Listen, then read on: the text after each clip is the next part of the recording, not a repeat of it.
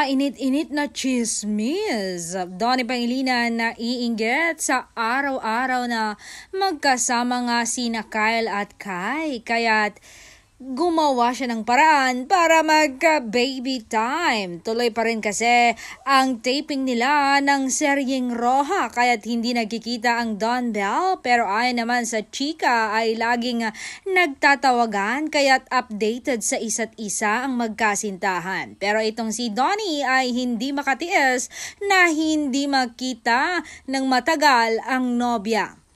Kaya't gumagawa ng paraan panay ang uwi ng aktor para makita at mayakap ang kanyang nobya. Ganon kasweet ang isang Donnie Pangilinan. Panis ang mga ibang lalaki dyan.